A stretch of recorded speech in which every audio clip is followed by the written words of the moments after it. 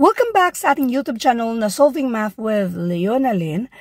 At ngayon ay sasagot tayo sa mga questions na galing sa ating mga followers, isa sa ating mga followers, na ito ay pinipm sa ating FB page na Free Reviewers with Leonalyn. Sa previous na video, nasagutan na natin itong number 1. So sa video ito, dito na tayo sa number 2 and number 3. Actually, itong mga dalawa, madali lang itong sagutan. So, doon lang tayo sa detalye. Danny is 5 years old. Given yung edad ni Danny. So, yung nasa question naman, iniba ko na lang yung pangalan dito. 5 years old, given na 5 si Danny. Tapos, ito namang si Undo. Okay, yung edad ni Undo dito ay 4 times the age. 4 times his age. So, 4 times daw kay Danny. So, ang edad ni Danny ay 5. I-multiply natin ang 4. Yan yung edad ni Undo. So, therefore, edad ni Danny ay 5. Edad ni Undo ay 20. Yung tanong, how many years from now will Danny be exactly half of Undo's age? Ilan daw taon from now ba? So, bali, let y para sa number of years. Mag-add tayo ng y sa edad ni Danny at edad ni Undo. Let y para sa number of years kung saan na itong si Danny will be half of Undo's age. So, halimbawa na lang, ano bang ibig sabihin yan? 1/2. Kung 1, itong si Danny, half man, so dalawa si Undo. Or kung dalawa itong si Undo, 1 si Danny. 1/2. So ngayon, ganito lang ang gagawin natin. Gawin nating fraction. So mag-cross multiply tayo. Itong si 2, i-multiply natin dyan. And this is 10 plus 2y. Bali, 2 times 5 equals 10. 2 times y equals 2y. Then, ang next, ito naman ang i-multiply natin sa 1. Since 1 lang din naman yan, kopyahin na lang natin si 20 plus y. Ipagsama natin yung mga like terms. Parehong may apelyidong y. So, since maraming y ito kasi dalawa man yung y dyan, keep lang natin siya dito, 2y.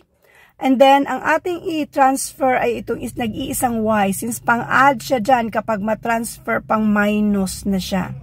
I-keep natin si 20. Ito namang si 10, since pang-add siya dyan kapag matransfer pang minus na yan.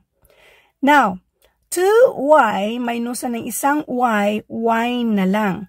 20 plus 10, minus 10, and this is 10. Ilang years, di ba? Let y para sa number of years, and that is 10. Kaya ang sagot ay letter C, 10. Next, number 3. Ay, by the way, double check natin. Wait lang. Balikan natin. Double check natin kung halimbawa yung 10 na yan, di ba? Let y para sa number of years. So, kung si Danny ay 5, plus 10 equals 15. Kung si Undo ay 20 plus 10 equals 30. Diba? Half. Half si 15 ni 30. So, next, number 3. The first angle of a quadrilateral is 50 degrees. Quadre. Ibig sabihin, 4-sided. Now, ito yung constant. Kapag circle, constant na angle ba? 360. Kapag naka-line yan siya, ang angle dyan ay 180 degrees. Kapag triangle naman, that is also 180 degrees. Now, kapag 4-sided, ang total ay 360 degrees. Constant yan siya. Constant. Okay, basahin muna natin. So, meron na tayong constant na 360 degrees ang total ng mga angle dito sa quadrilateral. The first angle of a triangle is 50 down. 50. The second is twice the first. So, twice of 50, 100. And the third is the same as the second, and that is another 100. Ang total, 250.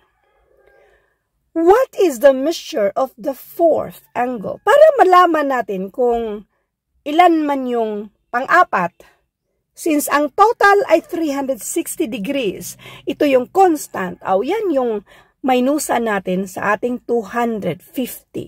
So therefore, 360 degrees minus 250 degrees, ang sagot dito ay 110 degrees. Yan na yung sagot.